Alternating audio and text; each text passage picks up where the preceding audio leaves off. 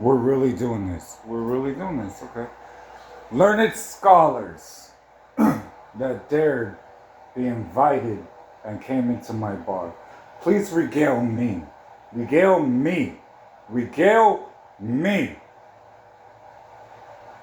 Say that one more time. Regale me. I just came back from a mission. We're gonna start here, I guess. Execution is an ever-present part of your ministry. When that time comes, you will follow in my footsteps, and you will know what it actually means to give up your life.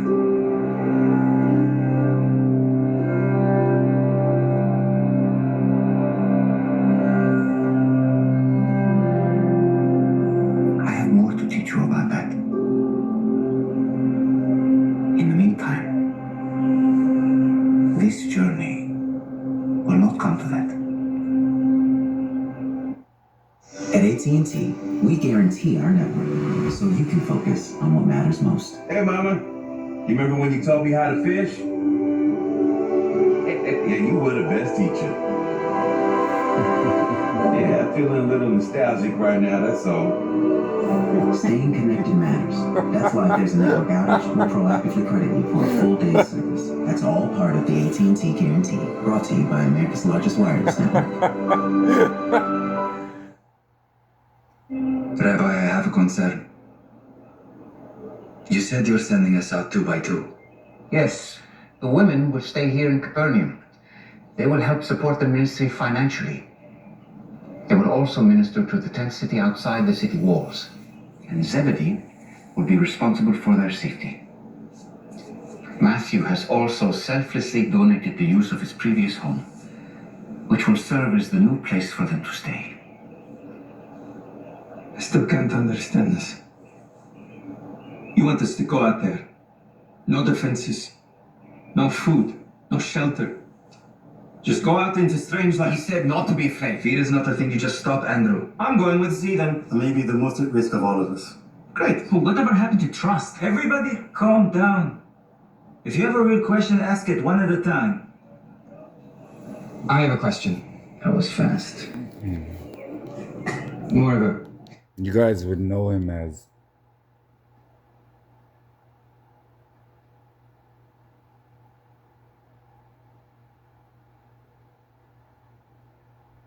Cephas, right?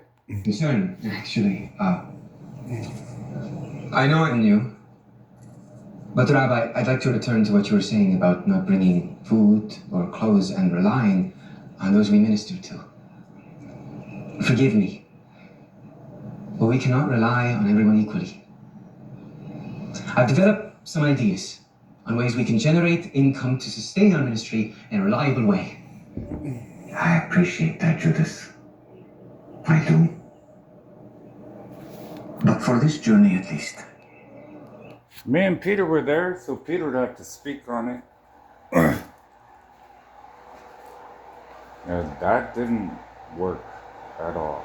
You know what actually happened?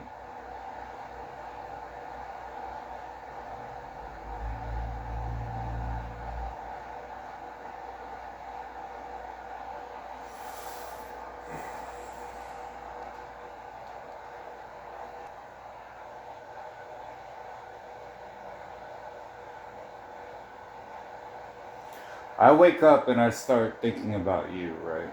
And then I'm like, well, did they get their money? Did they do this? Because usually it's a day by day thing, which I incremented into this session of when I lay down, listening to the gospel, and when I wake up. It's the same fucking day to me. So then I check with my prophets. My prophets are like, it came through, it didn't come through, it came through, it didn't come through, it came through, it didn't come through. And then I remember what I initially said, which was not favorable to Christians. When I dissected it, and I was just like, because you don't listen. We give the money to the wrong people. And then we had to have this long ass talk in heaven. It was me and your guys' people, Christians, that were complaining about something, and then God was pretty much like, well, let's figure this out, right? Because they're just these weird people, which we all thought you were weird. It was like they forgot this entire aspect of why they even have this faith in God, right? It's a weird thing. So then it became, how do you want to go about this? And God was kind of like, well, I want you to merge your kingdom with them, right? And I wasn't willing to do it. I was just like, no. Like, no. So he was kind of like, remember that David thing? And I was like, yeah, we're going to do that until they start acting right? So then it was, the time goes by and they start praying again, which is the thing I fucking hate. Because I'm like, nah. Because if you were already Judas, right? You would think I would know. So then it became, the devil was coming up to me, hey, swallow your pride, do this, like, we can work this out type of thing, right? Because we had already given the church to the devil. So this to me is kind of outside of the comfort zone I would usually operate in. So I'm not gonna, well, you came into my bar. You asking me if that was that hard, then I'd be, have you done it? I think everybody that attacked me and called me crazy and called me the devil is because I did that. You see how stupid you look in heaven?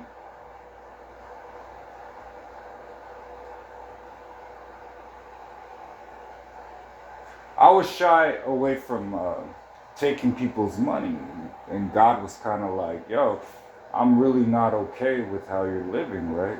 He was just like, I'm gonna pay somebody to come in here and clean this up. You don't do a fucking thing. No, I'm gonna explain to you exactly how I feel about what you did and how I feel about you. So it's been, you know, that. So go back.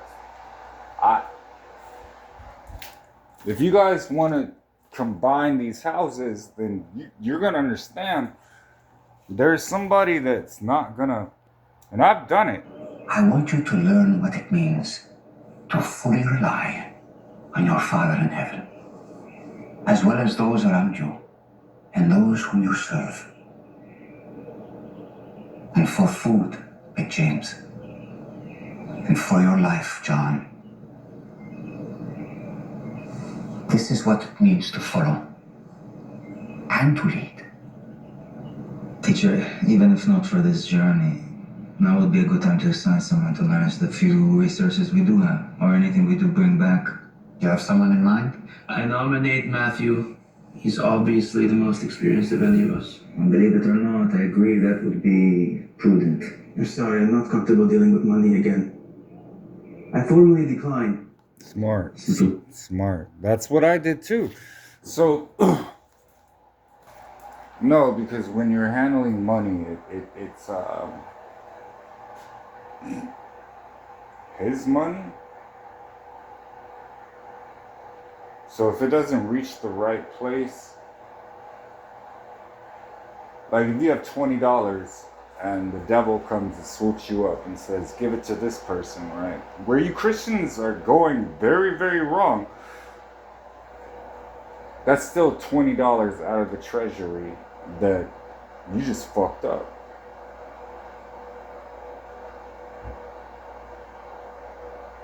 So that means not only the Lord loves a cheerful giver, yeah.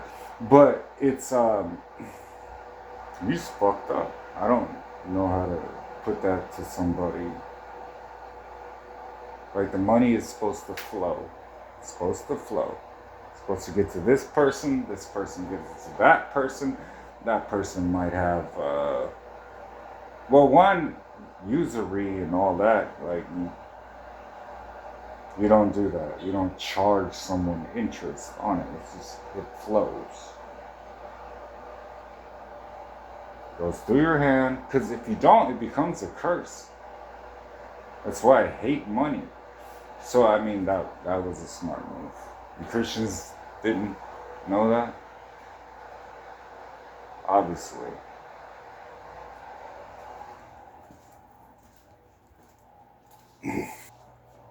So let's keep. No would have been fine. Then no.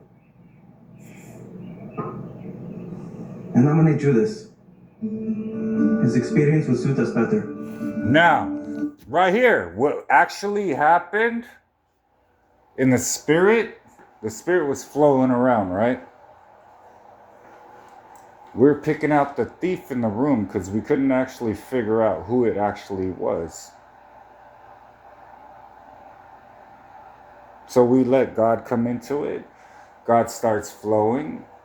Maybe God's going to speak through me. Maybe he's going to speak through Matthew. Who he's going to speak through. And then, bam. So we always knew it was you Christians.